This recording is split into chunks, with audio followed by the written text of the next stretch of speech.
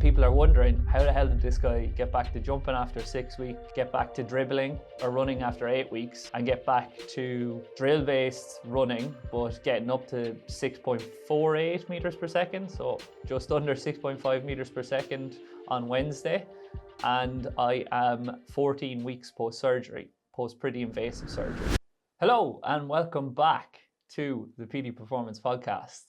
First podcast in quite a long time.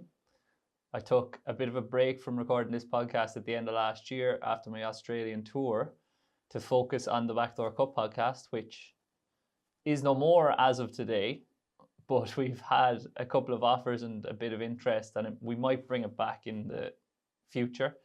And a lot of you listeners that are listening to this that also listen to the BDC podcast will be happy to hear that, I'm sure.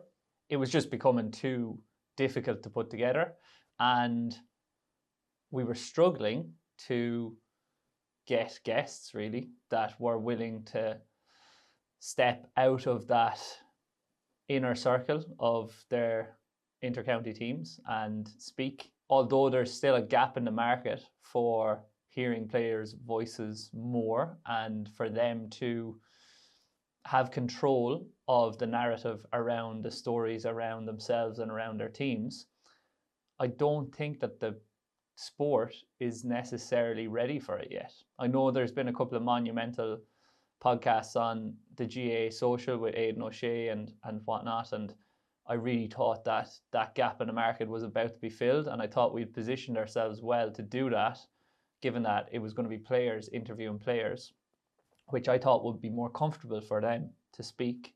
But one thing that I've figured out from speaking to so many GA players is, although those in charge of the sports are worried about numbers dwindling in attendances and playing numbers and whatnot, those that are actually playing the sport for the county don't really care. They just want to play. Now that is different in the smaller counties where they don't get good numbers to any of their games, be that league or championship really. They understand that they probably need to give a little bit more to get a little bit more in terms of attendances and interest and buy-in from the fans of that county. So they're more willing. But those are the bigger counties, they just want to play. And given that it's an amateur sport, they can do that. Like, they don't have any obligation to go out and speak, and as a result of that they tend to stay in their comfort zone of what is normal for them, which is, I'm just going to keep my head down and play, and I'm not going to do anything different, and that's their prerogative. So I think we just came to a stage where we said, look, we're trying to afford or create some change, positive change within the sport,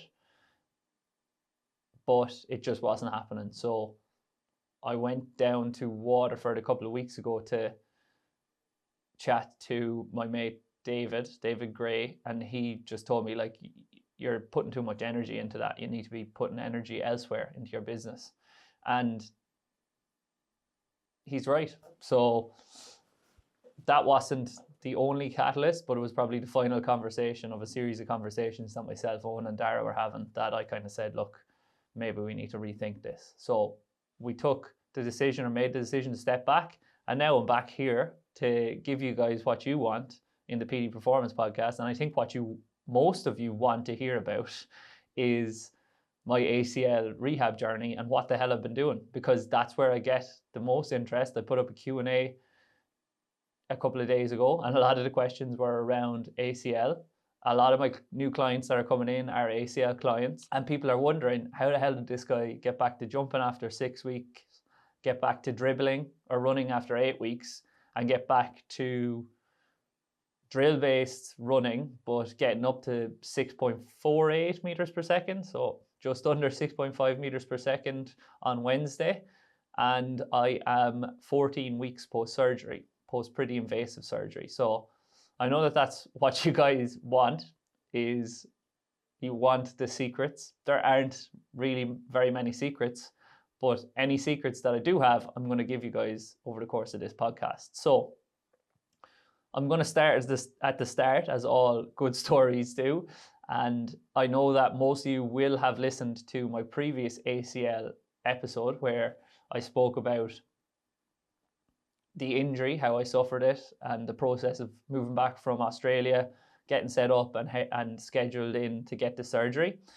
But you haven't heard from me in regards to this since, other than snippets on my YouTube channel and on social media. So weeks 1 to 3 post surgery, they let me out on the day of the surgery. So the surgery that I had was, I just had a day bed, went in very early in the morning, had the surgery, and was on the road home by 6 p.m. that evening. I already had the Game Ready rented from Game Ready Rentals. Shout out Eve McLaughlin and her dad, Dave, who run a great service. And I was very grateful that I was able to have that game ready for quite a long time. So early days, got back, and pretty much as soon as I could, I got that Game Ready on and I started icing.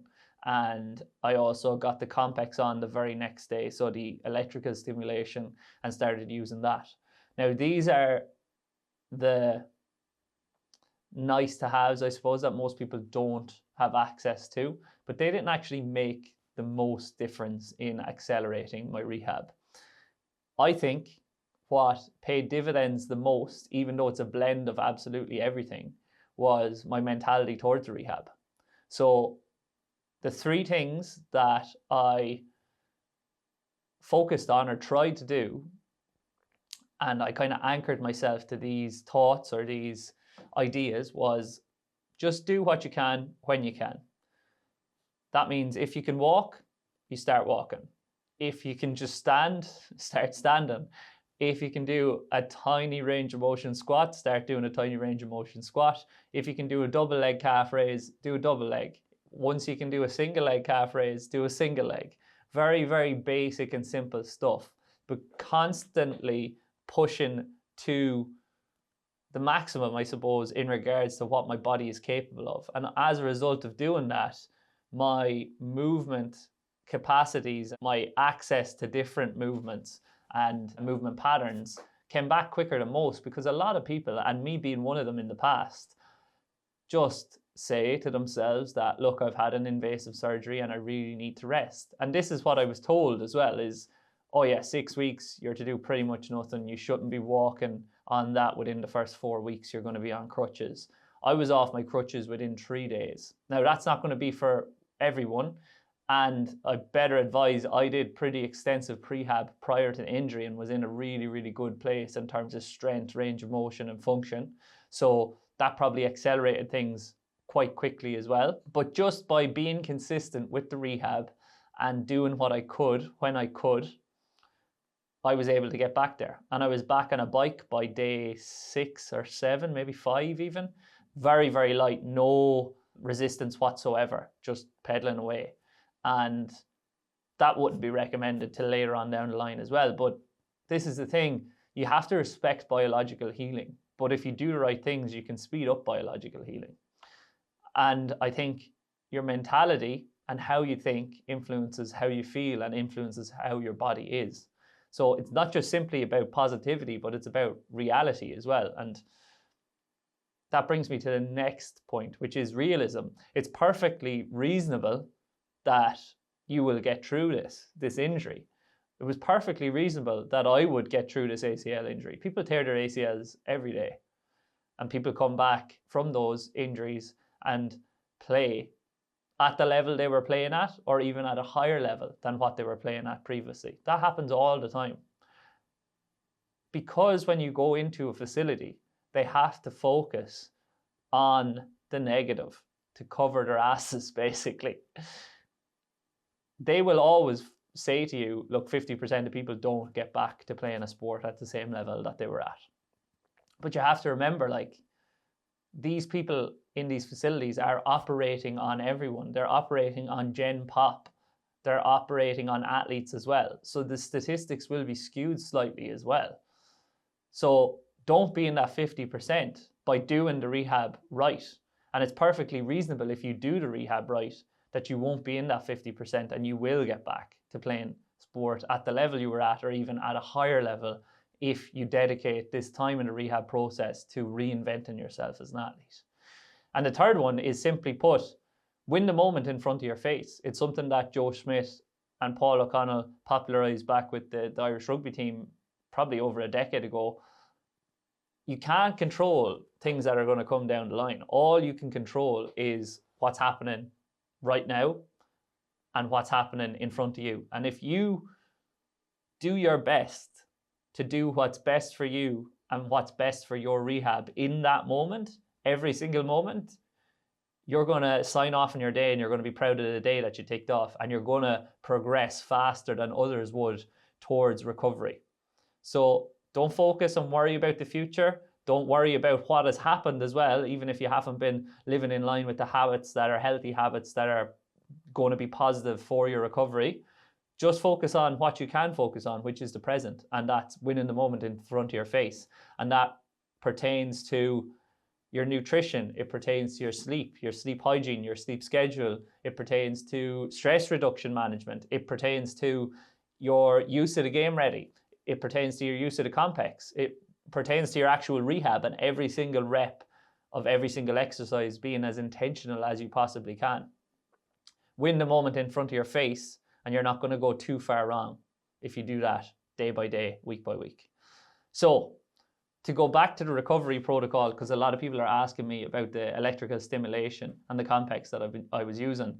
So I was using it for recovery, but I was also using it to warm up in the morning and try to get some activation back into the quad to enable me to move better and get better outcomes from my rehab down the line. So there's two settings that I use on the complex. One is the endurance setting, and the other is the resistance setting. And the resistance setting is a little bit more aggressive than the endurance setting.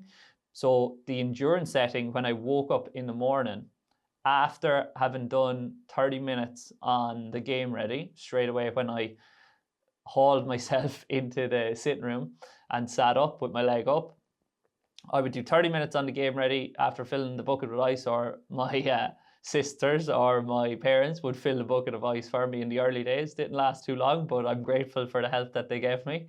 And I'd do my 30 minutes, then I would stick it on the endurance setting, and that goes for about 30 to 40 minutes, I think. And it's a subtle kind of electrical impulse through the muscle regularly throughout that 30 to 40 minute cycle. And it just gets you comfortable contracting the quad and realizing that you're not made of glass and that you can contract that quad and you can potentially get closer to extension. So kind of gamify it away and see where you can get to in terms of the shock factor, or in terms of the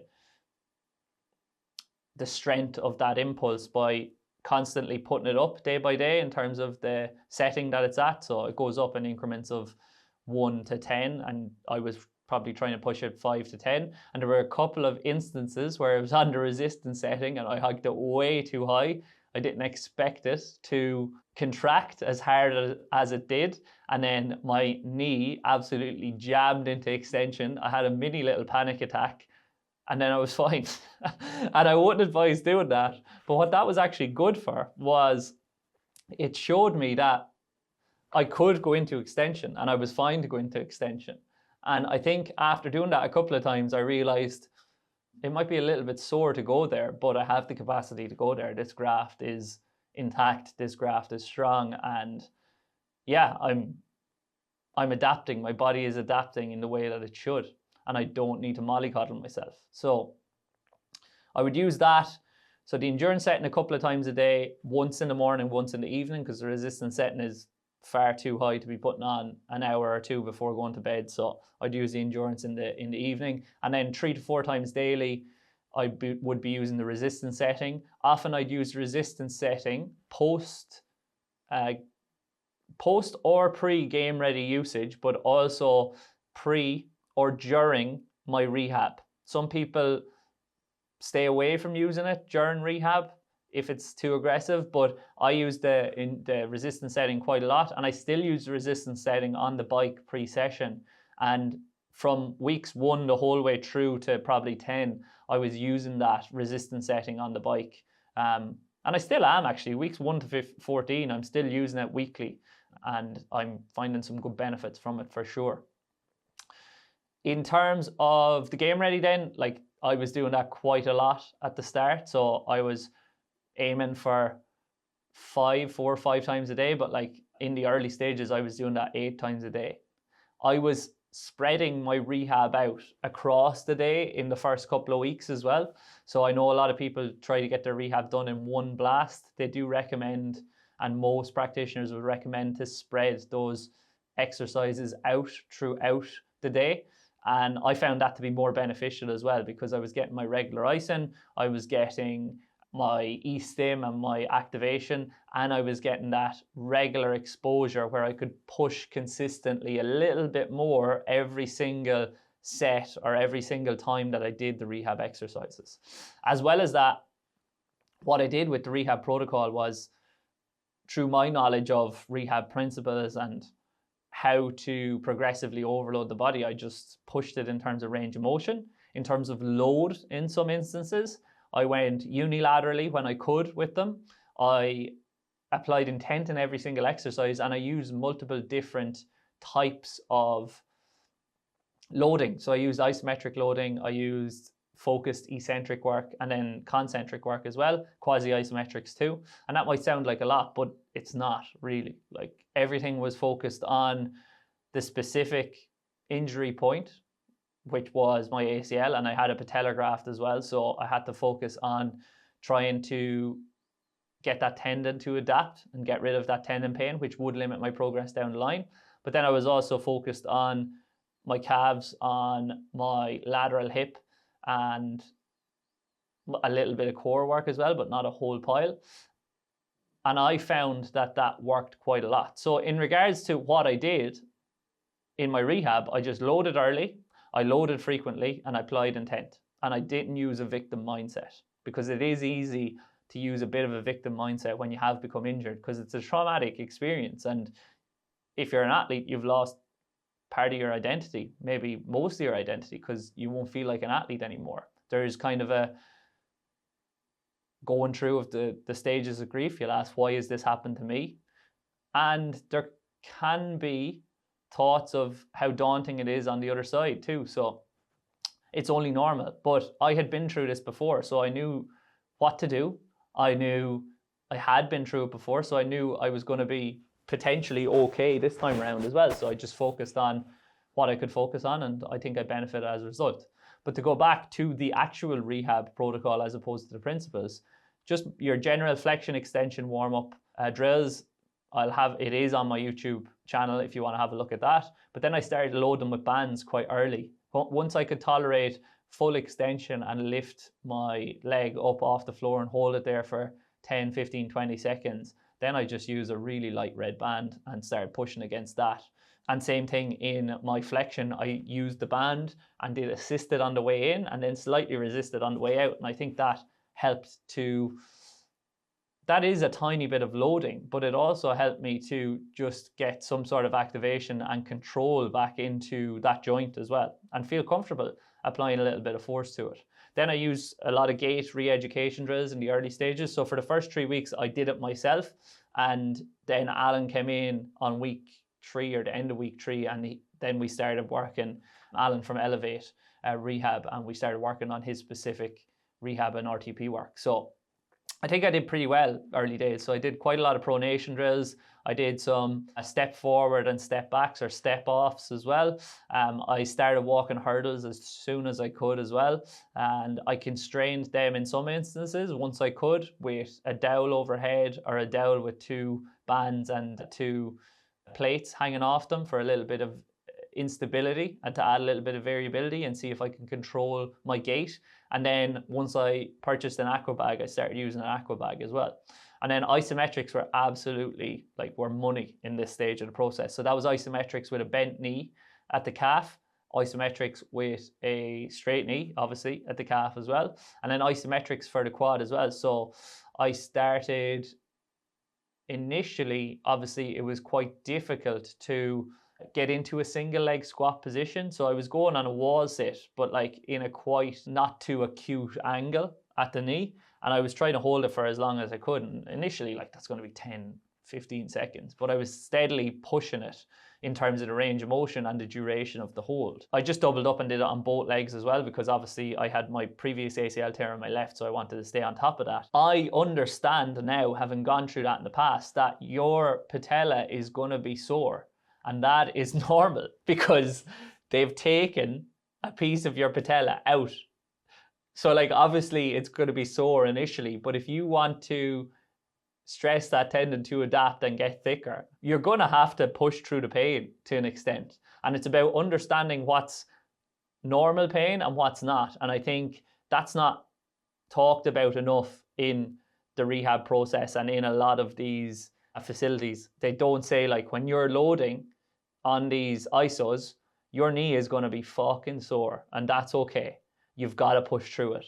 And once you push through it, your indicator is your first set is sore as fuck, your second set is less sore, and by your third set, the pain is gone.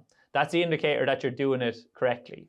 If on your second set it gets way worse, then you're probably best to back off. So I started by doing a single leg on the wall, and then I brought in a Swiss ball. I think this is probably in and around week 2 probably, going into week 3. And I started doing some quad extensions against that. It's like an overcoming isometric. And then once I had 90 degrees of flexion there, which was in week 2, then I was hopping into the leg extension machine, and I was just pushing against the resistance I couldn't lift, and I was trying to push the range of motion on that steadily. And then once I got back to doing that, I was doing like a 3-position ISO, so one in an outer range, one in a middle range, and one inner range. That's not really an overcoming, that's more of a yielding isometric, and I've been doing that every week since, really. And a lot of people ask me, how have you managed the patella pain? And like, I tell them, like, it hasn't been an issue at all, really, until probably 2 weeks ago, which I'm going to get into. I hadn't really felt the patella that much other than when I was doing the exercises. And if you have been on my social media and you've had a look at my facials when I'm doing those isometrics on the quad, it's not too pretty, and that's because I'm in a lot of pain when I'm doing them. But if I do it to that intent and to that standard and with that load at the start of the session, it doesn't bother me for the rest of the session. And that's a key indicator that we're in that sweet zone of probably doing the appropriate loading in order to achieve the adaptation. And then I just loaded everything that I could, as I said, lateral hip, feet, doing some foot intrinsics as well. And yeah, a lot of banded work, a lot of calf work in different planes of motion, a lot of pelvic work. And I think that pelvic work really paid off as well in terms of getting my range of motion at the knee back and just getting me comfortable in those gait drills as well, because as I restored range of motion there, I started to get into deeper ranges at the hip, but that also led to deeper ranges at the knee. And then it allowed me to isolate those actions, obviously, but then integrate them into my gait, which tended to get me back quite quickly. And I was back driving, I think, after or in week 3, or maybe in the middle of week 2 going into week 3. Even though it was only a short drive to the gym and back, it was still something. So what I could do, I was doing when I could. And then the last thing that I can hammer home for you guys is, once you can cycle, you should be turning into, maybe not Lance Armstrong, because you shouldn't be taking any illicit substances, but a different cyclist. There's not many that don't take illicit substances, I'd say, but you should be on that bike more than you're not on it, I would say. Almost every day, get on that bike. Do it at variable resistance. Do it at high resistance one day, do it at low resistance a different day. Wear the Compex when you're doing it. Get some blood flow occlusion going. I use my Hydro shorts for that. It was really useful. And I was cycling. I varied it up because I was getting so sick of cycling, from the watt bike over to the assault bike. And that really paid dividends in getting my range back in that knee. And then that also will help your gait as well, because there's obviously a component of that where one limb is flexing and the other one is extending all the time. So that's your flexion extension movement pattern that is going to be so crucial if you're going back to a running based sport, or just going back to walking, which most of us will be after the injury.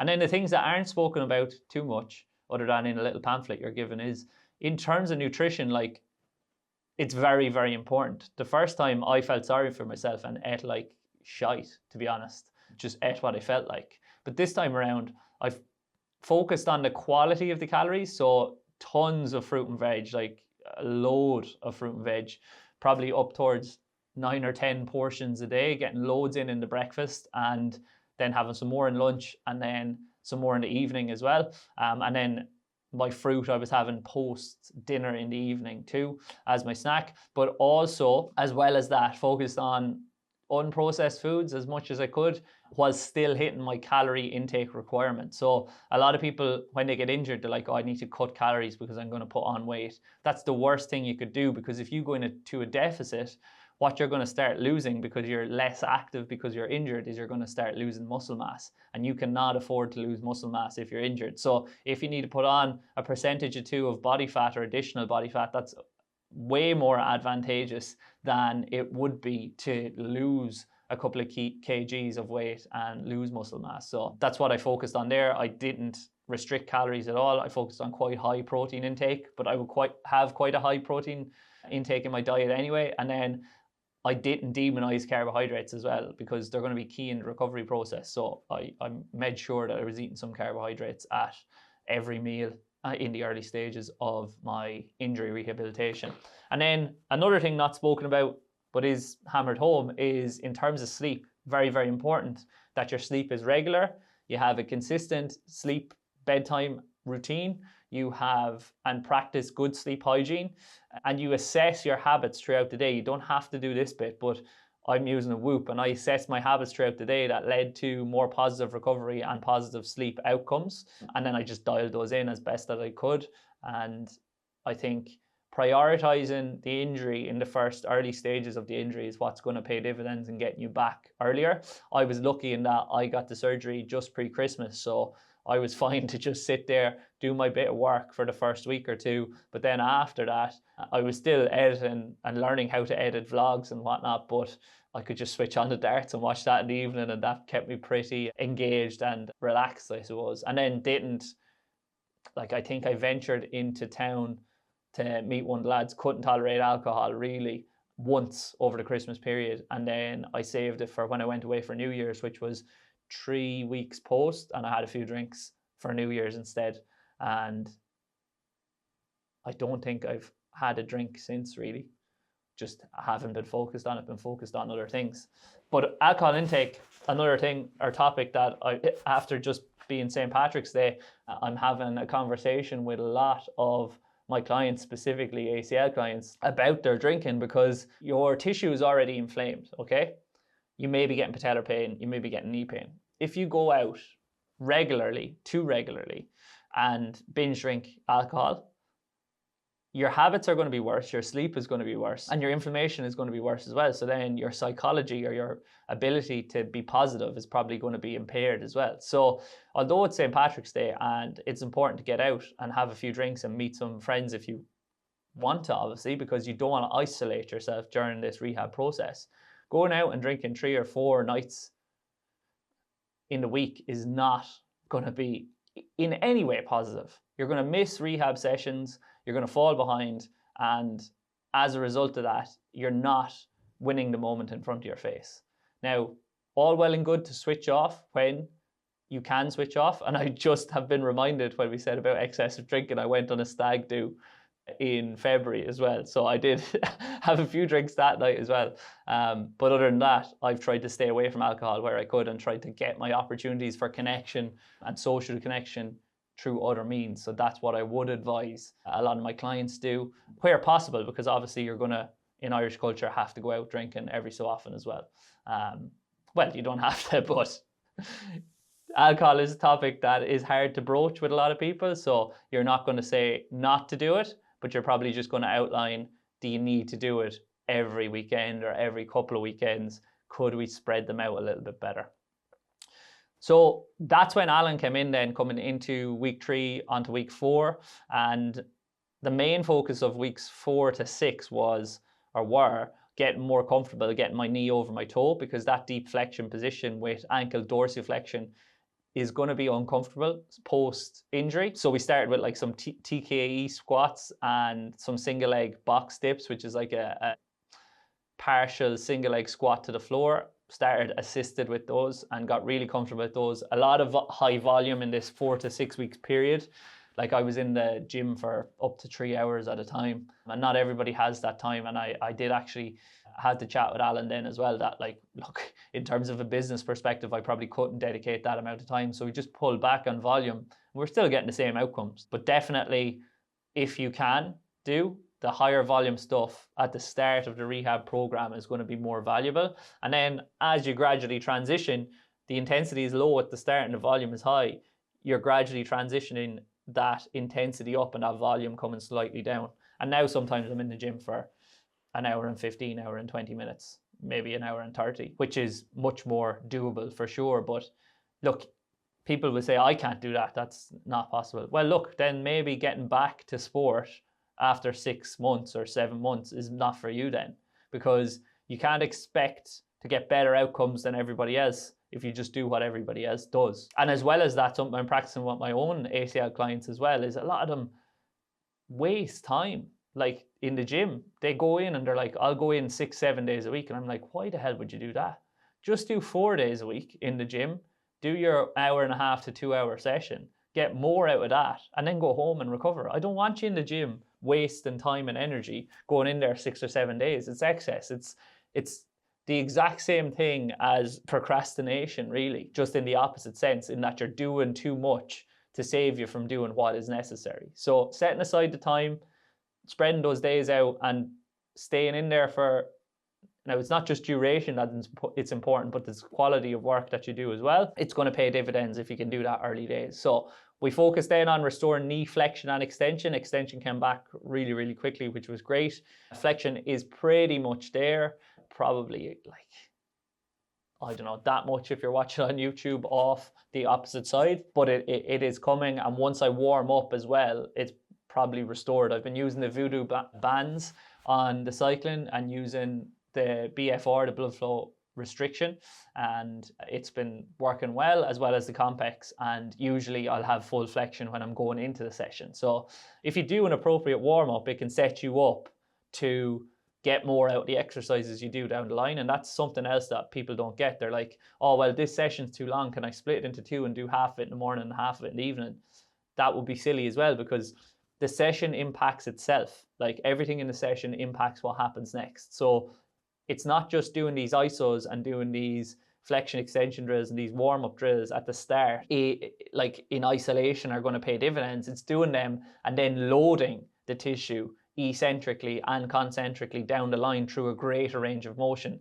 That's what makes you improve faster. It's not doing this and then going back to the gym later on to do the actual loading, because you should be recovering at that stage. And then just loading absolutely everything else. So doing a lot of calf work, hamstring work. So starting with ISOs, because that's going to be one that's kind of, when the graft is new, you don't want to be doing that much knee flexion and loading of your posterior chain. So just starting with ISOs with the band and then moving on to the machine prone hamstring curl once you can.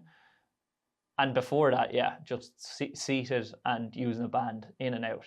Quads and hips, loading as much as I can, and then isometric, concentric, and eccentric, as I said. And then in terms of my prep with purpose, starting this early days as well. So doing change of direction or deceleration or acceleration focused positions in an overcoming ISO. So I believe I started with a Swiss ball behind me, pushing into that Swiss ball in a deceleration type position on one leg for 10 to 20 seconds, I think. Gradually increasing the amount that I'm pushing. Doing the same thing then in a change of direction ISO with my foot planted out to the side like I'm doing a cut or a side step, pushing for 10, I think it was 10 seconds. And then the same thing in an acceleration position where I have a barbell and a rack, getting into a deep shin and torso angle, and I'm pushing against that.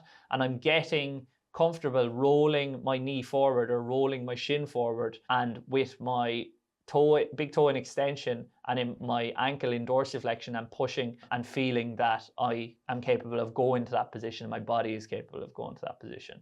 So putting them in weeks 4 to 6, and then week 6, that's when I started doing the assisted jumping. So getting comfortable jumping and landing. So that was assisted landing first in a rack, 2 hands on the rack, drop down, land on 2 feet. And then later on that session, because I was doing 5 sets, I think first 3 sets land on 2 and then try to land on 1 leg for the next 2. And then my assisted jumping, I had just a band coming out of that rack, jumping up onto a small plate, a 20 kilo plate, pulling out that band and just getting comfortable, getting into those positions and improving my confidence in myself to do that, as well as my body's confidence of accessing those positions.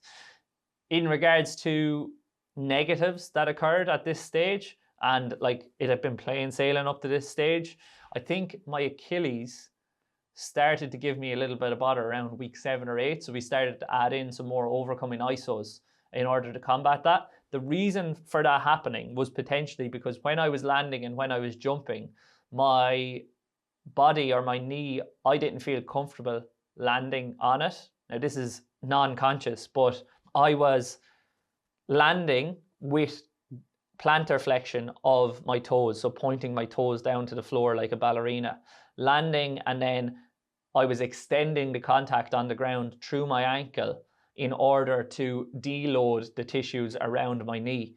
And as a result of that, I was getting a lot of load and a lot of force going through the Achilles and the calves. And that is potentially why my right Achilles flared up, but then just loaded it with some ISOs and it went away, as well as being more conscious of landing in a less plantar flex position on those assisted jumps, mini squat position. And I was doing that in a single leg, and I was doing single leg box jumps as well, because it's going to take out that eccentric component as well, not moving to like your CMJs till later down the line. Then moving on from that, once I could tolerate that, I was doing dribbles of like 10 meters. And that was pretty nerve-wracking, but I recorded it, sent it through, and Alan said it was the best dribbling that he'd probably seen at that stage. And like, I'm not an elite athlete and he's seen a lot of dribbling, so that was probably good that we'd retained that capacity to do so. Now, I would demonstrate quite a lot for athletes, dribbles and whatnot. So I would have a good capacity to execute them with high levels of efficiency. So maybe I retain that quality through doing this flexion extension stuff, as well as the more plyometric focused and fast to fit protocol. So that might explain why it was at as good a stage as it was at that stage.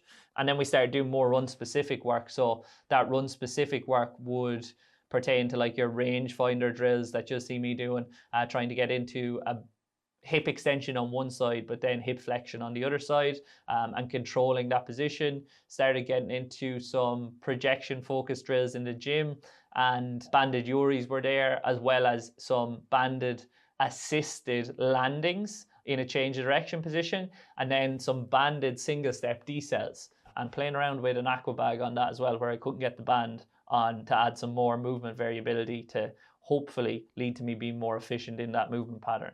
And then over weeks 9 and 10, that's when we started to really ramp up the intensity and reducing the frequency of gym sessions and reducing the volume as well to recover from those sessions. In regards to more change of direction focused work, we were doing like a reach and roll, which I think Alan probably got from Lee Taft. He uses it quite a lot. And then obviously I'm quite a creative person and I don't like to be boxed in that much, so I started to experiment with different variations of reach and roll, and then Alan had to kind of say, look, just cool the jets and do it well and do it slower. But that was good to explore different positions, get comfortable in low positions, get comfortable with that shin roll, get comfortable getting that knee over the toe, get comfortable in a change of direction position where my foot gets a big touchdown distance in front of my hip and I have to jam on the brakes, slam on the brakes and stop before we progress into the next stage. And then weeks 11 to 14, which brings me up to this point, we've started adding in skipping with a jump rope, which has been great for play and creativity and just enjoying that a little bit more and pushing myself every single time. I think Alan has in to do like double leg, alternate and single leg, but like if I'm doing double leg, I'll go side to side with the double leg, forward and back with double leg, see what feels good. Forward and back is typically quite hard. If I'm doing single leg, I'll do the same thing side to side. If I'm doing the alternate, I'll go 1, 2, 1, 2, 1, 2, 1, 2, 1, 2, 3 left, 1, 2, 3 right. I'll do like crossover zigzag ones as well, and just playing around with it and having fun with it. Some double unders as well, seeing how many I could do that, pretending I'm on the primary school playground again. And then in regards to the dribbles and the drill-based conditioning, like initially that wasn't feeling great. So up to this point, I was doing really, really well. Swelling was at a minimum. I was managing everything well.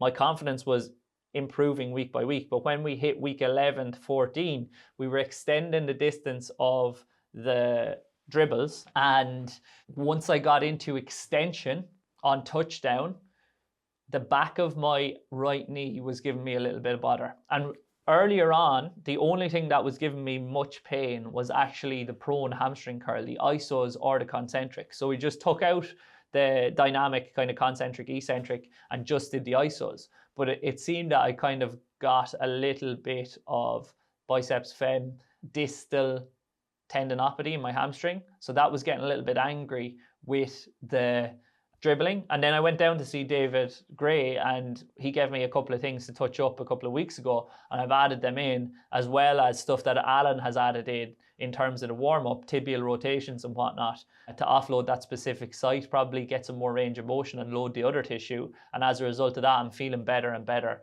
going into the sessions. And to be honest, I was really frustrated the last couple of weeks with that, because I felt we were making such good progress.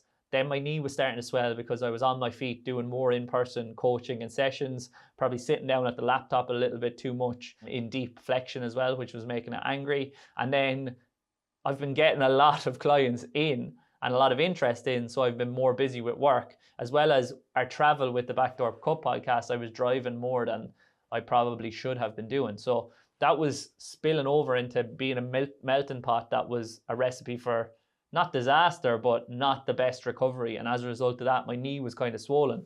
So what did I do? Added in those few bits of physical exercise, tried to regularly schedule my day in order to finish work earlier, because I found that if I work later, my recovery the next day is worse and then my knee is worse. And then third thing, we scrapped the backdoor cut, so there's been less travel.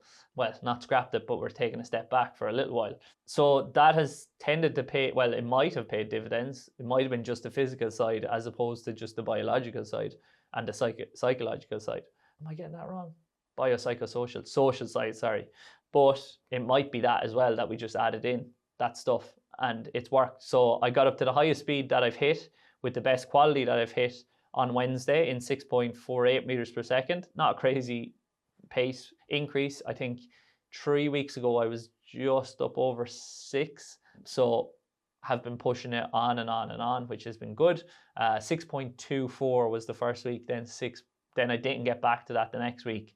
Then was at 6.28 and now 6.48. So going up steadily, as you can see. And that's not the way, like, rehab doesn't go linearly. As I said, the second week I didn't hit 6.24.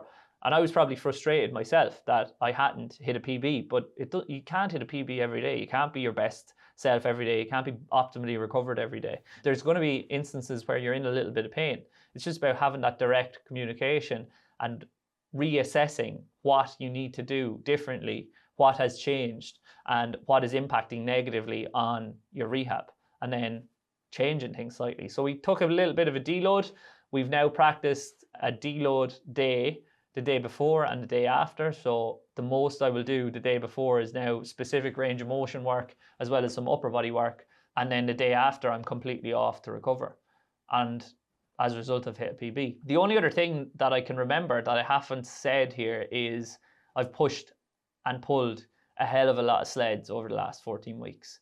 Done some with blood flow restriction, done some without. Now I'm up to a stage where I'm bounding and marching with the sled, and I'm doing some zigzag bounds and plyos, pairing that, and then into some lateral change of direction and shuffle work, focused on getting my affected leg comfortable being in that penultimate step where I'm going left to right. So I'm getting my right foot inside my midline, landing, orienting my body in the direction I want to go, which is to the right, and then my right leg is doing the deceleration and my left is just re-accelerating me in the opposite way. And that's pretty much it. And over the course of that, I've documented most of it on social media. There's a lot of vlogs you could check out there and have a look at what I've been doing. I am planning to do a weekly vlog for you guys to show you what I've been doing as well. But like, there's nothing major there in terms of like crazy things that we've been doing. We've just added in bits and pieces that other people wouldn't add in probably when I've been ready to go. And we've used the knee and my level of function as an indicator of if I'm ready to go. We've tested it out at times. We've never jumped in terms of intensity spikes or volume spike. We've just done it steadily. And that's the best advice that I can give you guys, is to have somebody there to not just push you on, but also pull you back from yourself. Because I would have stayed going a couple of instances where Alan said, "No, let's deload," because it's better for you long term to deload now, do a little bit less, allow that knee to settle so we can push on in a week or two. And that's worked. And if I just did my own rehab, I would have continued pushing. And that's the value in having a coach. And that's why I suppose the two of us have been so busy over the last while with new clients coming in and helping new people. And it's been a very rewarding process, helping these people back to a rehab and return to play. The other thing I'd probably say as well is that might seem like a lot, but in my ACL rehab process and my entire coaching process at the moment, it's probably become more about taking stuff out that doesn't need to be in there than adding more stuff in. It's not about doing all of that work all of the time. It's about doing what is appropriate to do and what's important to do and doing it really, really well, and figuring out what is your rate limiter, what is the thing that you need to focus on doing. And that's been pretty much it. Other than that, all I've had to deal with over the last few weeks, probably initially from 6 to 11, was a lot of questions from physios around Ireland predominantly that weren't too happy about what I was doing. But I think the proof is in the pudding so far. So if your stuff is getting seen by more people, that means you're going to bring more negative comments to your stuff on social media. So that's a sign that you're doing some things right. And Dara McGurn was speaking about something like this recently as well. It's not about having everybody okay with your content. If you have some people that really hate your stuff, that means there's other people that really love your stuff. So hopefully this podcast has been something that you guys will love. I know it's been a long time coming, but I'm going to have some more regular episodes for you going out. So I hope you've enjoyed it. And if you did enjoy it, please remember to like it, share it, and send it.